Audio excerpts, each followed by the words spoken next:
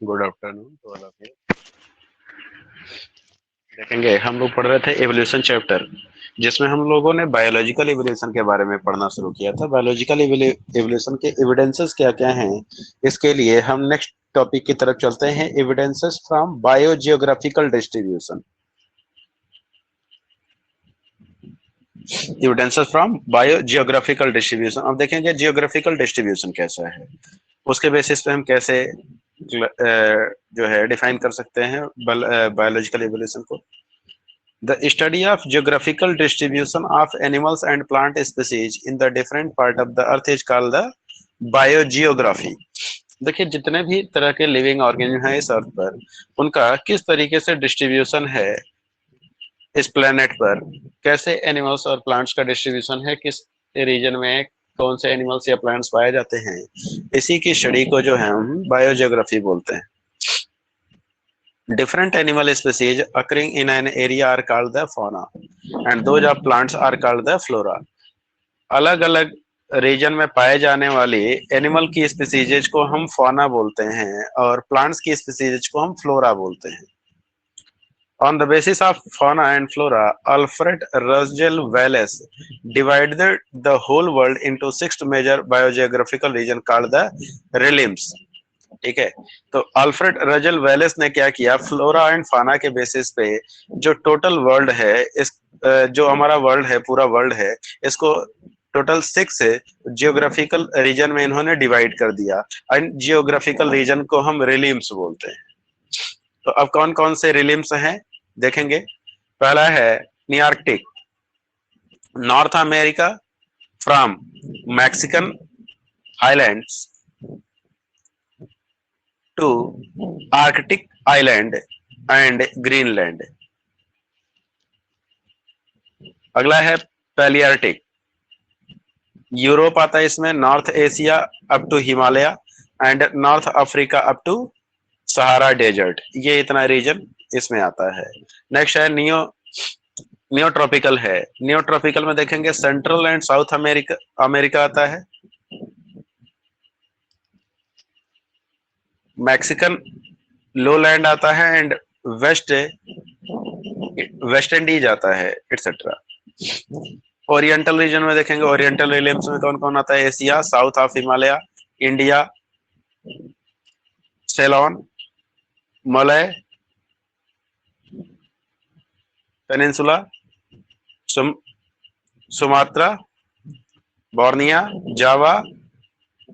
Java Celebes and Philippines, ये सब reason जो है वो ओरिएंटल रिलिम्स में आते हैं। नेक्स्ट है यूथोपियन रिलिम्स, इसमें आता है South Africa from the Sahara desert, Madagascar आता है एंड एडजेसेंट आइलैंड, उसके आसपास के आइलैंड आते हैं। एक्चुअली जब बायोजियोग्राफिकल डिस्ट्रीब्यूशन हो रहा था उस समय देखिए, सबसे पहले जब इस अर्थ की ओरिजिन हुई तो उस समय जो टोटल हमारा लैंड एरिया है वो टोटल एक यूनिट में था, लेकिन धीरे धीरे जो है डिवाइड होता गया और एक दूसरे से ये क्या हुए, सेपरेट होते गए और दूर दूर की तरफ होते गए।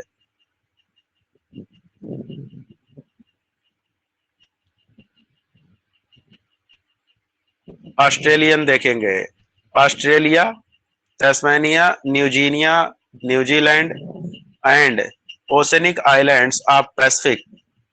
It is believed that million of years ago, all the continents were present in the form of a single land mass called the Pangea। देखिए, ये माना जाता है कि आज से कई लाख साल पहले जो टोटल हमारा लैंड मास था वो सिंगल यूनिट के फॉर्म में था, अकेला यूनिट था, जिसको हम पैंजिया के नाम से जानते हैं।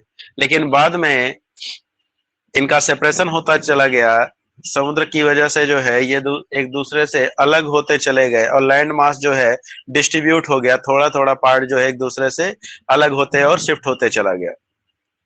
Letter on due to very geographical changes, these continents drift from one another। एक दूसरे से क्या हुए, ड्रिफ्ट हो गए, मतलब दूर की तरफ चले गए, एक दूसरे से दूर होते चले गए।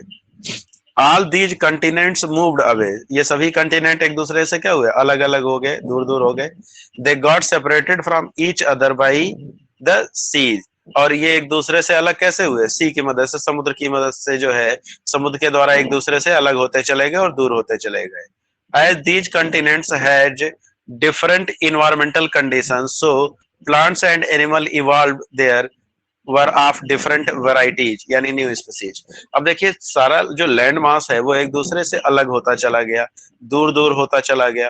अब दूर दूर होने की वजह से उनका क्लाइमेटिक कंडीशन भी क्या हुआ? अलग अलग हो गया.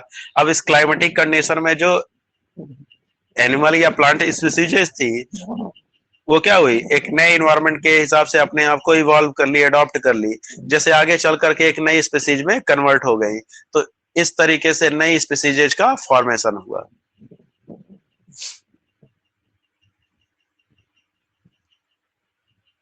जैसे यहाँ पॉइंट देखिएगा, Palearctic and Oriental realms are separated by the high Himalayan mountains. तो Palearctic एंड ओरिएंटल रिलिम्स जो एक दूसरे से किसके द्वारा अलग हैं? हिमालय माउंटेन के द्वारा अलग हैं. अब देखेंगे जो मैमल्स हैं उनको तीन कैटेगरी में डिवाइड किया गया. जैसा कि आपको मैंने बताया था कि मैमेलिया को तीन कैटेगरी में डिवाइड किया गया है, प्रोटोथीरिया, मेटाथीरिया एंड यूथीरिया. ठीक है, तो सबसे पहले हम देखेंगे प्रोटोथीरिया के कुछ फीचर्स के बारे में देख लेते हैं, प्रोटोथीरिया से रिलेटेड कुछ पॉइंट देख लेते हैं. तो प्रोटोथीरिया में देखिएगा, this is the sub class of Mammalia.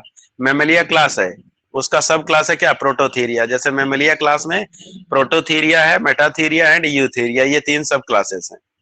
Which include egg laying mammal, जिसमें कौन आता है? Egg laying mammal, like the platypus and एकिडना. Underline कर लीजिएगा, ये दोनों एग्जांपल मैंने आपको पहले भी बताया था कि प्लेटिपस और एकिडना दो ऐसे मैमल्स हैं जो एग ले करते हैं.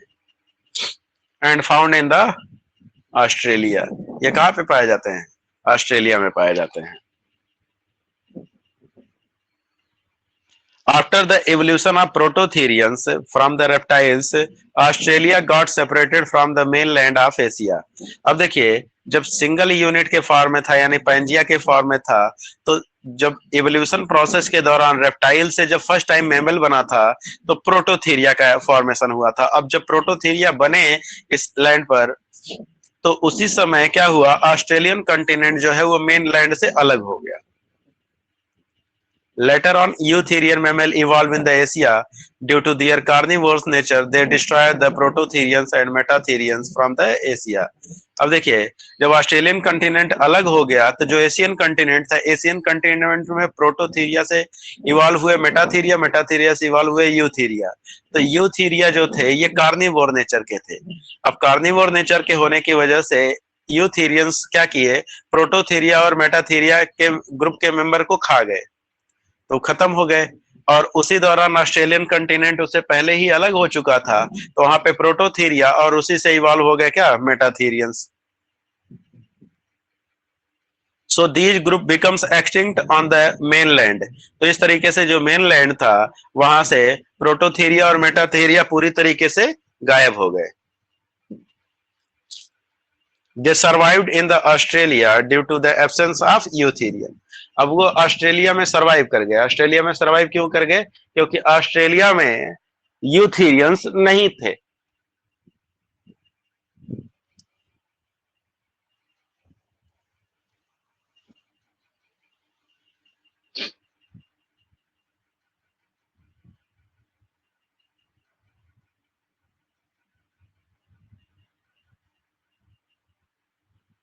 Today eutherians are also found in the Australia. लेकिन प्रेजेंट टाइम में जो है यूथीरियंस ऑस्ट्रेलिया में भी पाए जाते हैं. कैसे? They were later transported by the man. बाद में ह्यूमन बींग्स के द्वारा इनका ट्रांसपोर्ट किया गया, मतलब इन एनिमल्स को वहां ले जाया गया.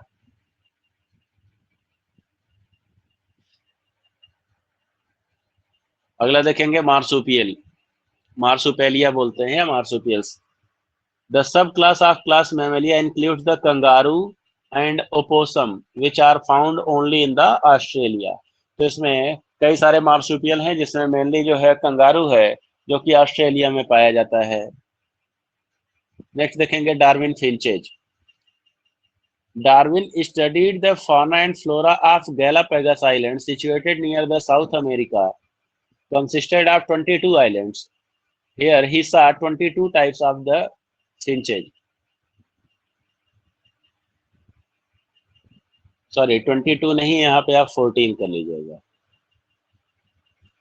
14 टाइप ऑफ फिंचेज, 14 तरह की नई वैरायटी मिलेगी। अब देखिए डार्विन फिंचेज क्या है, इसको ध्यान से देखिए, समझिएगा। देखिएगा डार्विन फिंचेज क्या है। डार्विन जो है ये विश्व भ्रमण पर निकले थे, इनकी एक शिप थी HMS बीगल, उसी से ये विश्व भ्रमण पर निकले थे। तो ये घूमते घूमते साउथ अमेरिका के पास में सिचुएटेड एक आइलैंड था, वहां पर पहुंचे। उस आइलैंड का इन्होंने बाद में नाम रखा गैलापैगस। गैलापैगस जो है ये, गैलापैगस का मतलब होता है कछुआ। वहां पे कई बड़े साइज के टर्टल इनको मिले थे, तो उसी के नाम पे इन्होंने रख दिया गैलापैगस। फिर उन्होंने देखा कि जो एक नॉर्मल वैरायटी है, एक बर्ड की नॉर्मल वैरायटी जो हमारे यहाँ पाई जाती है, उसकी 14 नई वैरायटियां जो हैं उस आइलैंड पर उनको देखने के लिए मिली। क्यों? क्योंकि उनका फीडिंग हैबिट चेंज हो चुका था। जैसे एक एंसेस्ट्रल फिंच है, यहाँ पे देखिएगा, एक एंसेस्ट्रल फिंच थी। फिंच का मतलब होता है बर्ड, ठीक है। तो ये एक एंसेस्ट्रल बर्ड थी। इसी एंसेस्ट्रल बर्ड के वहां माइग्रेट करने की वजह से, माइग्रेशन के बाद वहां पे जाकर के 14 नई स्पीसीज का फॉर्मेशन हुआ, जिसमें देखेंगे कौन कौन सी थी। जैसे मीडियम ग्राउंड फिंच है, उसका एक मॉडिफिकेशन था। दूसरा था लार्ज ग्राउंड फिंच है, एंड तीसरा है कैक्टस ग्राउंड फिंच, फिर sharp big ground finch, then है large cactus ground finches, warbler finches and cocos finches, vegetarian finches, vegetarian tree finches, small insectivore tree finches and medium insectivore tree finches, large insectivore tree finches,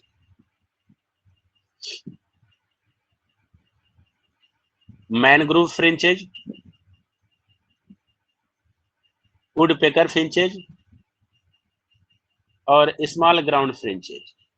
अब देखिएगा एक ही common ancestor bird से ही, एक common ancestor Finch से ही आगे चल करके उस आइलैंड पर वहां पर 14 नई स्पीसीज का फॉर्मेशन हुआ। 14 new species are form and they are known as the Darwin finches. इन्हीं को हम क्या बोलते हैं? डार्विन फिंचेज बोलते हैं। तो देखेंगे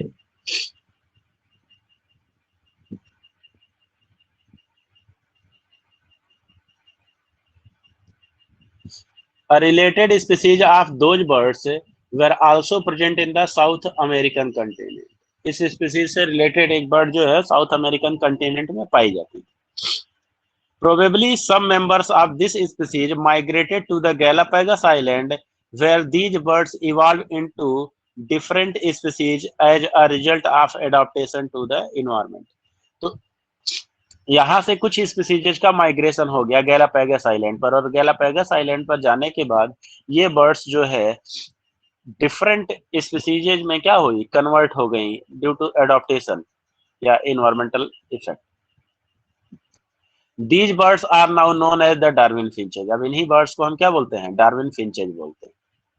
Darwin described that a particular species is evolve in a particular area. उन्होंने बताया कि एक पर्टिकुलर स्पीसीज जो है किसी एक पर्टिकुलर एरिया में इवॉल्व होती है।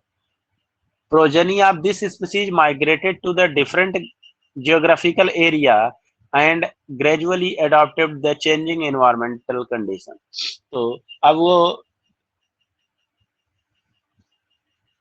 पर्टिकुलर स्पीसीज जो है उस एरिया से माइग्रेट कर गई अलग अलग रीजन में, और वहां पे उनके जो प्रोजनी है वो आगे चल करके नई इन्वायरमेंटल कंडीशन को या फीडिंग हैबिट के अकॉर्डिंग उन्होंने अपने आप को चेंज कर लिया।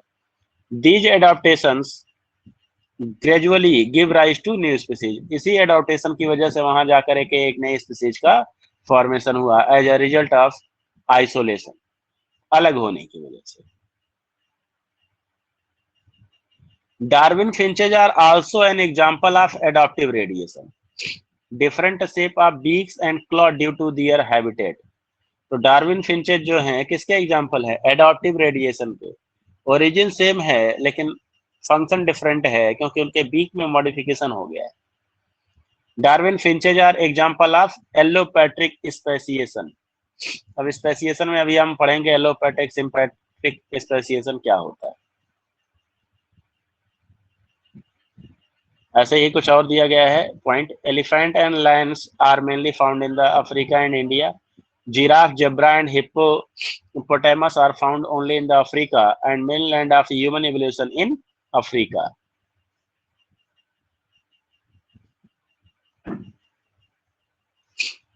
Important point में देखिएगा, paleontological and biogeographical evidences are considered as the best evidences in support of organic evolution. तो अंडरलाइन कर लीजिएगा, अभी तक आप लोगों ने 7 से 8 एविडेंस के बारे में पढ़ा, जिसमें से 2 एविडेंस जो है सबसे ज्यादा सही माने जाते हैं ऑर्गेनिक इवोल्यूशन को एक्सप्लेन करने के लिए। उसमें है एक पैलेंटोलॉजिकल एविडेंस, मतलब जो जीवाश्म विज्ञान से हमको जीवाश्म से या उनके अवशेष से जो है एविडेंस मिलता है, और दूसरा है बायोजियोग्राफिकल एविडेंस मिलता है।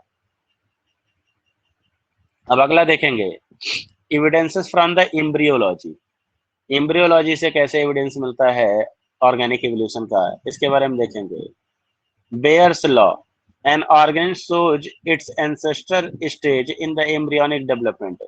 बेयर्स लॉ, बेयर्स के अकॉर्डिंग जो है, बेयर लॉ क्या कहता है देखिएगा, कि कोई भी ऑर्गेनिज्म जो होता है वो अपने एम्ब्रियोनिक डेवलपमेंट के दौरान अपने एंसेस्ट्रल फेज को दोहराता है।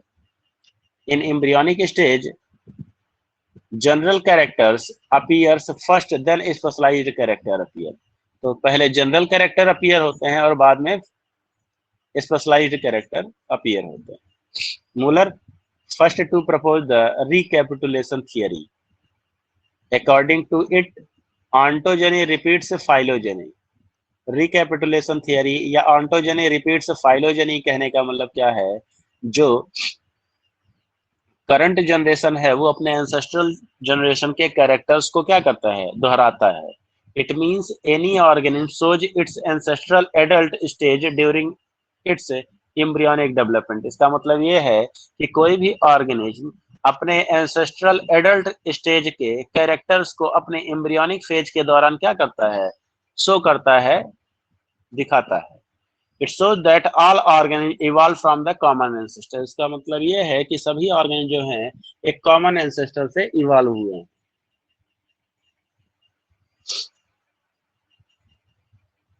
Ernst Haeckel explained it in detail and gave the name biogenetic law। Ernst Haeckel ने इसको डिटेल में एक्सप्लेन किया था और उसको बायोजेनेटिक लॉ बोला। एग्जांपल्स देखिएगा, the zygote formation which is development of the all metazoan body starts are single celled and quite comparable with the bodies of the simple protozoan। तो जैसे जाइगोट का जो फॉर्मेशन होता है मेटाजोन्स में, वो भी सिंगल सेल होता है, उसकी उसका कंपैरिजन जो है हम सिंपल प्रोटोजोन से कर सकते हैं। This indicates the origin of metazoan from the protozoan ancestor. तो इससे मतलब ये होता है कि जितने भी मेटाजोआ के मेंबर हैं वो सभी कैसे इवॉल्व हुए हैं, प्रोटोजोआ से ही आगे चल करके मेटाजोआ इवॉल्व हुए हैं। जैसे यहाँ पे इस डायग्राम में देखिएगा कुछ एम्ब्रियोनिक स्टेज दिए गए हैं। जैसे ए एम्ब्रियोनिक स्टेज जो है वो फिशेस का है, बी जो है वो सैलमेंडर का है, सी जो है टर्टोइज का है, डी चिकन्स का है, ई काफ का है और एफ ह्यूमन बींग्स का है।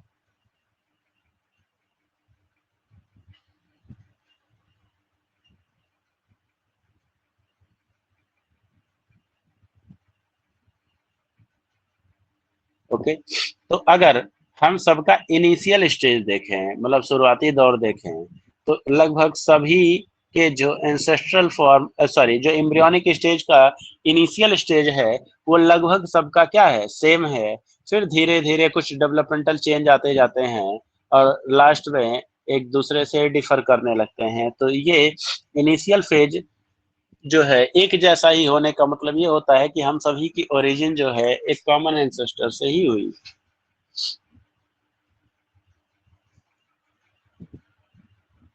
The early stage of embryonic development, example marula, blastula, gastrula, are basically similar in all metazoans, indicating a monophyletic origin of the latter. तो देखिए सबके जो स्टेज हैं मारुला ब्लास्टुला गैस्ट्रुला के स्टेज जो हैं वो सबके लगभग सिमिलर हैं। तो इसका मतलब ये होता है कि जो है सबकी ओरिजिन जो है वो कॉमन एंसेस्टर से हुई है, यानी मोनोफाइलेक्टिक ओरिजिन है, एक ही एंसेस्टर से हुई।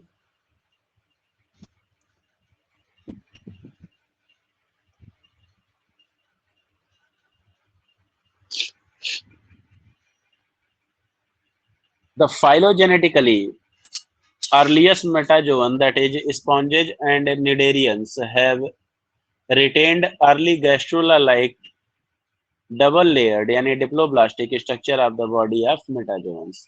तो शुरू में क्या हुआ, जो अर्ली मेटाजोन्स थे जैसे कि स्पॉन्जेज हो गए यानी पॉरीफेरा ग्रुप के मेंबर हो गए, निडेरियंस हो गए यानी सिलेंट्रेटा ग्रुप के मेंबर हो गए या निडेरिया ग्रुप के मेंबर हो गए, इन्होंने gastrula like double body layer यानी डिप्लोब्लास्टिक स्ट्रक्चर की ओरिजिन इनमें देखने के लिए मिलती है। In fishes, the young individual developing from the gastrula is almost like the adult, but the tadpole larvae of amphibia bears more resemblance to the young one of fishes than to this own adult. This indicates origin of amphibian from the fishes. तो देखिए जो fishes होती हैं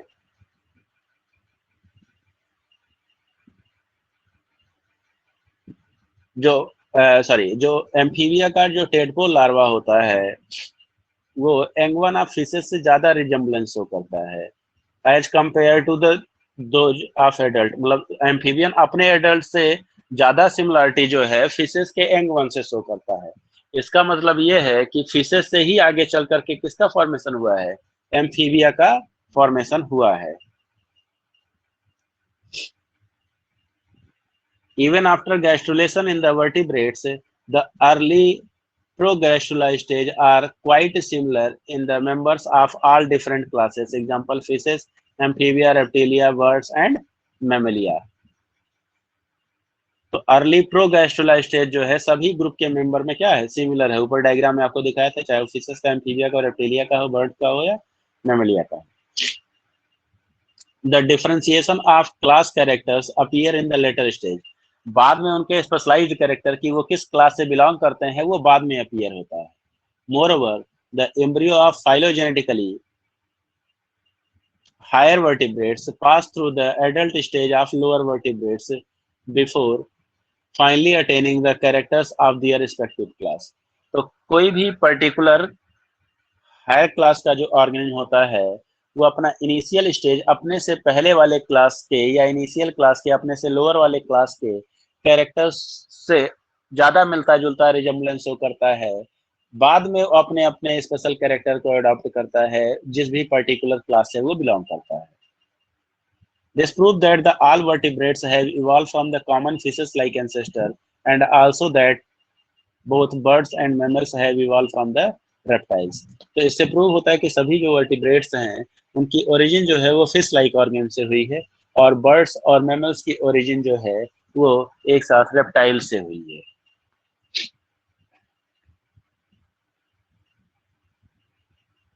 When the heart development in the embryo of amphibian, reptiles, birds and mammalia, it is two-chambered same as the embryo of the adult of fishes. तो चाहे आप किसी भी ग्रुप की बात कर लीजिए, चाहे वो एम्फीबिया हो, रेप्टाइल्स हो, बर्ड्स हो या मैमलिया हो, जब उसमें हार्ट का फॉर्मेशन होता है तो इनिशियली इन सभी का हार्ट जो होता है वो टू चैम्बर्ड ही होता है जैसा कि एडल्ट फिशेस का होता है। बाद में स्पेशलाइजेशन होता है और उसमें थ्री चैम्बर्ड या 3.5 या 4 चैम्बर्ड में वो कन्वर्ट होता है। In later stage embryonic development in the amphibians, reptiles, the heart becomes three-chambered, and in the birds and mammals, the heart is of four-chambered. In the last embryonic stage to continue as such in the adults. तो बाद में उनका heart जो होता है वो three chambered amphibia और reptilia में कन्वर्ट हो जाता है और फोर चैम्बर्ड बर्ड्स और मैमलिया के हार्ट में स्पेशलाइज्ड कैरेक्टर के फॉर्म में अपीयर होता है।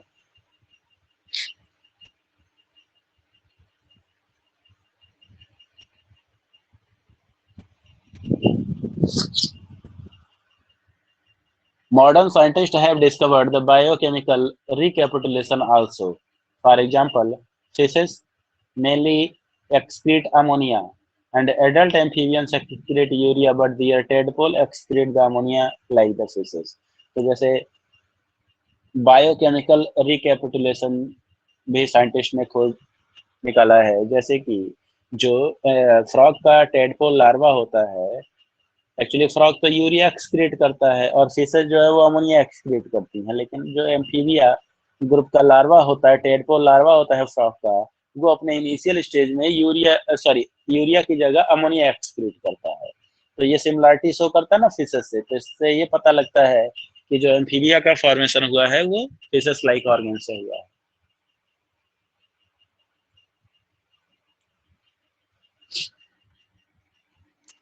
Birds excrete uric acid, but their embryos excrete first ammonia and then urea during the earlier stage.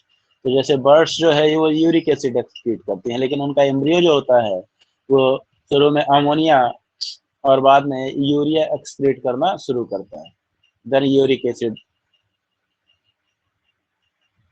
In embryonic stage, birds shows their tooth birds are for some time, which becomes extinct later. It shows that the birds evolved from their toothed reptile-like ancestor.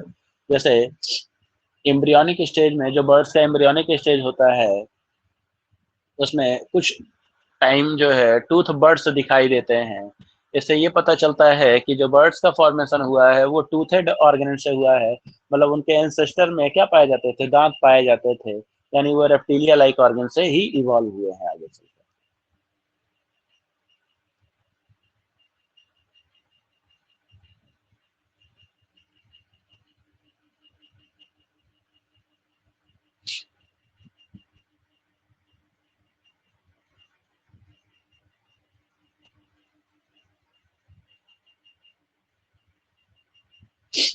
अगला देखेंगे evidences from the taxonomy. Plants and animals shows a great diversity of forms. तो plants और animals जो है बहुत ज्यादा diversity show करते हैं, विविधता शो करते हैं. They also show the some similarity among themself, लेकिन वो आपस में कुछ सिमिलरिटी भी शो करते हैं. It is on account of these different differences and resemblance that the taxonomists have to arrange them into the smaller and larger groups. तो उनके सिमिलरिटी और डिसिमिलरिटी के बेसिस पे उनको क्या किया गया है, अलग अलग ग्रुप में क्या किया गया है, अरेंज किया गया है. Among species also there are differences and resemblance of varying degree. तो चाहे वो एक ही स्पीसीज के हों तब भी उनमें क्या है, बहुत सारे डिफरेंसेस दिखाई देते हैं. Some species resembles one another more close than they resembles other and from a closely related groups. तो कई सारी स्पीसीज जो है एक दूसरे से रिजेंबल्स करती हैं जो कि क्लोजली रिलेटेड होते हैं. Similarly there are other groups are closely resembling species. The member of each group resembles each other more closely than resembles the member of other groups. तो एक ग्रुप के मेंबर जो होते हैं आपस में ज्यादा सिमिलरिटी शो करते हैं comparatively to the other group. And each group of species is called the genus. तो ग्रुप ऑफ स्पीसीज को क्या बोलते हैं, जीनस. मतलब एक जीनस के अंदर कई सारी स्पीसीज आती हैं. Genera also shows the different degree of resemblance among themselves. तो जनरा यानी जीनस में भी एक दूसरे से ऑर्गेन जो होते हैं वो एक दूसरे से रिजेम्बलेंस शो करते हैं. Those that resembles one another more closely than other are placed into large group are called a family. तो एक दूसरे से ज्यादा रिजेम्बलेंस शो करते हैं तो ऐसे जीनस को हम एक साथ इकट्ठा एक फैमिली में रखते हैं. तो group of genus is known as the family. And family are the grouped into the large units called the order. तो कई सारी फैमिली को मिलकर के एक ऑर्डर बनाती हैं, यानी एक ऑर्डर में कई सारी फैमिली आती हैं. And order into classes and classes into phyla. तो एक क्लास के अंदर कई सारे ऑर्डर आते हैं और एक फाइलम के अंदर कई सारे क्लास आते हैं। Evolution has a ready explanation for this system of grouping or classifying plants and animal into groups indicates the relationship। तो फिर जो है इनको क्लासिफाई करने के बाद एक दूसरे से क्या करते हैं, ये रिलेशनशिप शो करते हैं। तो जो हियरार्की है आपका वो बेसिकली होता है kingdom, phylum, class, order, family, genus and species. तो ये 7 टैक्सोनॉमिक ग्रुप हैं। तो कई सारे स्पीसीज मिलकर के जीनस का फॉर्मेशन करते हैं। Group of species form the genus, group of genus form the family, group of family form the order and group of order form the class and group of class form the phylum. और कई सारे phylum जो है मिलकर के kingdom का formation करते हैं। यानी किंगडम जो है वो हाईएस्ट टैक्सॉन है और जो स्पीसीज है आपका वो लोएस्ट टैक्सॉन है।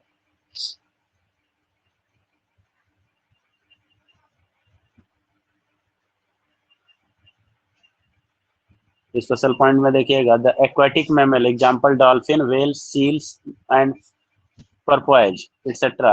don't have the gill slits because their adaptation to the aquatic life is secondary। तो ये सब मैमल हैं, इनमें गिल स्लिट्स नहीं पाए जाते हैं और इनका जो चूंकि ये पानी में पाए जाते हैं वो एक तरीके का सेकेंडरी एडाप्टेशन है इनका।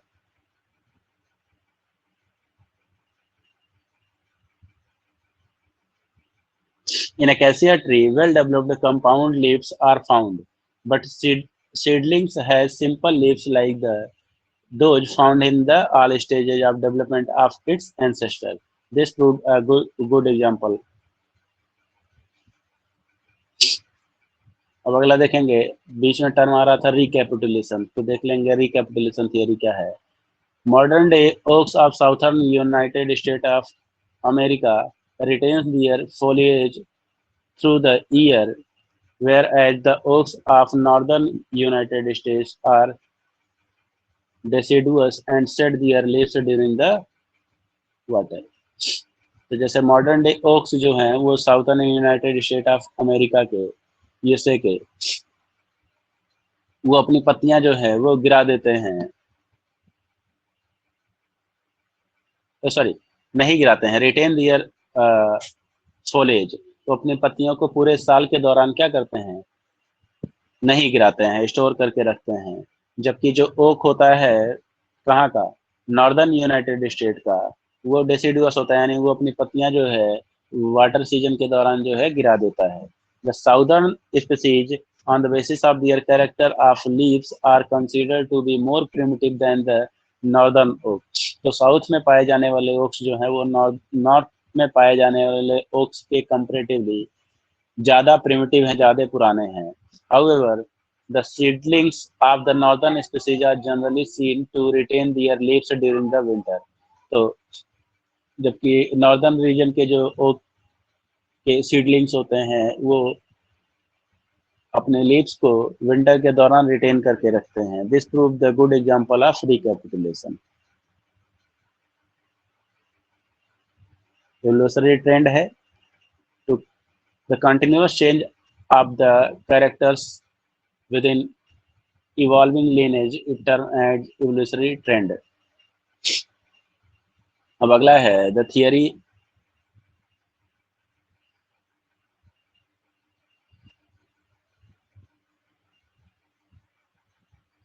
theories of organic evolution।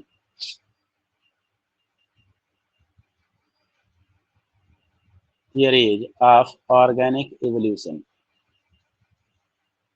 Theory of organic evolution में बेसिकली हमको पढ़ना है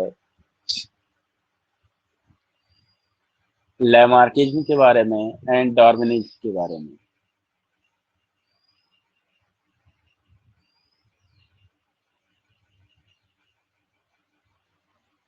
यानी डार्विन और लैमार्क का जो है कुछ पॉइंट को लेकर के डिस्प्यूट था। लैमार्क के अकॉर्डिंग जो है कि जो कैरेक्टर हम कहीं से गेन करते हैं वो अगली जनरेशन में हम ट्रांसफर करते हैं, जो कि डार्विन ने बताया था कि वो कैरेक्टर्स जो है वो ट्रांसफर नहीं किए जाते हैं, यानी जो कैरेक्टर्स हम अपने लाइफ के दौरान गेन करते हैं या कहीं से रिसीव करते हैं या अडॉप्ट करते हैं, तो वो कैरेक्टर्स जो हम ट्रांसफर नहीं करते।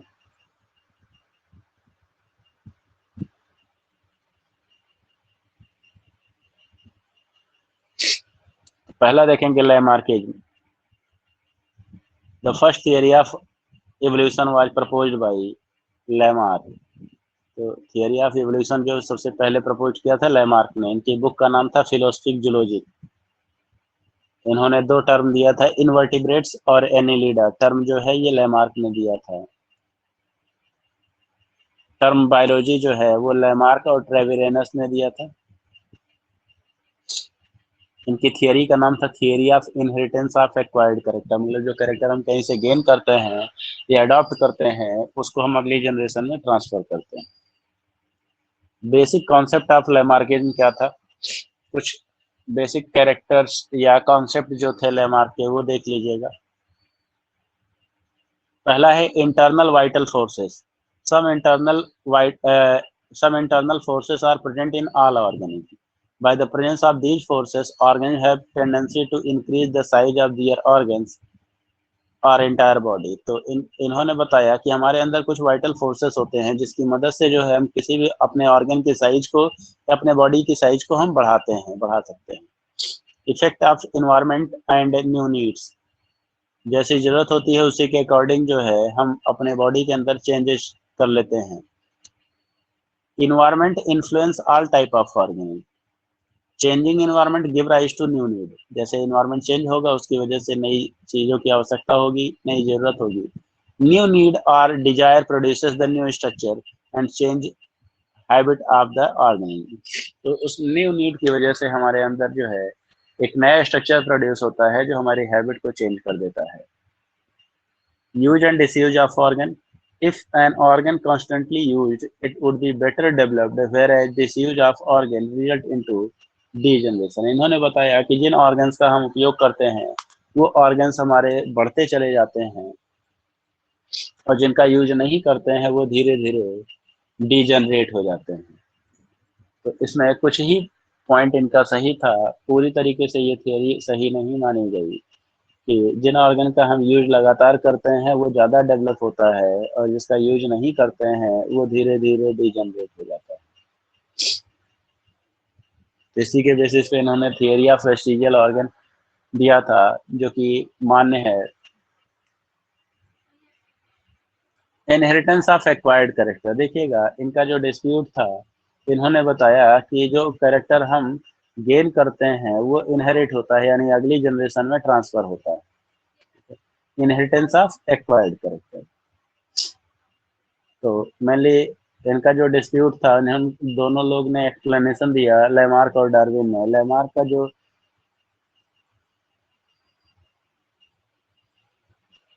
थियरी ऑफ एक्वायर्ड कैरेक्टर है, इन्होंने बताया कि पहले जो जिराफ हुआ करते थे, एक्चुअली इन्होंने जिराफ को एग्जांपल मान करके दोनों लोगों ने एक्सप्लेन किया अपनी अपनी थियरी को। तो लैमार्क ने बताया कि जो पहले जिराफ पाए जाते थे, एंसेस्ट्रल जिराफ जो हुआ करते थे, वो छोटी हाइट और छोटी गर्दन वाले हुआ करते थे। तो वो पहले लैंड ग्रास पर फीड करते थे, जमीन पर पाई जाने वाली घास थी। तो धीरे धीरे जब लैंड ग्रास खत्म होते गया तो इनकी जरूरत पड़ी फूड को खाने की, तो ये धीरे धीरे पेड़ की टहनियां और पत्तियां खाने लगे। और समय के साथ साथ जब पेड़ की टहनियां और पत्तियां हाइट पर पहुंचने लगी तो इन्होंने अपनी अगली टांग और गर्दन को उठाना शुरू कर दिया, और जिससे ये पेड़ की डालियां और तनों को आसानी से पत्तों को खा सकें। तो इस न्यू एडाप्टेशन की वजह से इनकी अगली टांग और गर्दन जो है वो लंबी हो गई। तो इसी के बेसिस पे इन्होंने एक्सप्लेन किया theory of acquired character, inheritance of acquired character. During the life of an organism, new character develops due to the internal vital forces, effect of environment, new needs, and use and disuse of organs। तो नए character किसी भी organs के अंदर जो है कैसे evolve होते हैं, कैसे डेवलप होते हैं। एक तो इंटरनल वाइटल फोर्स काम करता है उसके अंदर का, कुछ इन्वायरमेंटल इफेक्ट होता है, कुछ नई नीड होती है, एंड ऑर्गन के यूज एंड डिसयूज की वजह से। These acquired characters are inherited from one generation to another। यही इनका सबसे बड़ा मिस्टेक था कि इन्होंने ये पॉइंट बोला कि एक्वायर्ड कैरेक्टर जो होता है एक जनरेशन से दूसरी जनरेशन में इनहेरिट होता है। ये पॉइंट बाद में पूरी तरीके से डिस्कार्ड कर दिया गया, गलत साबित हो गया। By continuous inheritance through many generations, these acquired characters tend to make the new generation quite different from its ancestor, resulting in the formation of new species। तो इन्होंने कहा कि ऐसे ही लगातार नए नए कैरेक्टर्स जो डेवलप होते हैं वो अगली जनरेशन में ट्रांसफर होते रहते हैं। तो कुछ समय के बाद जो आने वाली प्रोजनी होती है उसके अंदर कई सारे नए कैरेक्टर डेवलप हो जाते हैं जो कि अपने एंसेस्टर से ज्यादा डिफरेंस शो करता है, और इस तरीके से वो नई स्पीसीज में कन्वर्ट हो जाता है। तो कई सारे लोग जो है लेमार्क के सपोर्ट में भी आए थे। Examples in support of Lamarcking, पहला है long neck and high fore limb of giraffe. Aquatic birds stretch their toe and develop the web. जैसे डक को आप देख लीजिए, बत्तख जो होती है वो पानी के ऊपर तैरती है, तो पानी को रिपेल करने के लिए उसके टो में, पंजों में वेब पाया जाता है, जालनुमा स्ट्रक्चर पाया जाता है। स्नेक लॉस्ट दियर लेग, क्योंकि स्नेक्स जो है बरों के अंदर, बिल के अंदर जाने लगे थे, तो इसलिए उन्होंने अपने लिम्स का यूज करना बंद कर दिया और धीरे धीरे वो डिसअपियर हो गया। Deer become good runner by the development of the strong limb and streamline body. तो जो डियर्स होते हैं, हिरन जो होते हैं, वो अच्छे धावक होते हैं, मतलब बहुत तेजी से दौड़ सकते हैं। क्यों? क्योंकि उनका एडॉप्टेशन जो है स्ट्रीमलाइन बॉडी है और उनके मजबूत पैर हैं। Retractile claw of the carnivores animal, carnivores animal का जो पंजा होता है वो रिट्रैक्टाइल होता है, मुड़ सकता है। तो ये सब कुछ उनके फेवर में कुछ एग्जांपल थे। अगला टॉपिक है आपका क्रिटिसिज्म ऑफ लैमार्किज्म, लैमार्क की आलोचना। ठीक है, तो इसके बारे में इनके अगेंस्ट में कुछ साइंटिस्ट आए और इनके थियरी को डिस्प्रूव किया, तो उसी को हम बोलते हैं क्रिटिसिज्म ऑफ लैमार्किज्म, लैमार्क की आलोचना। तो इसके बारे में हम लोग अगली क्लास में पढ़ेंगे। आज के लिए बस।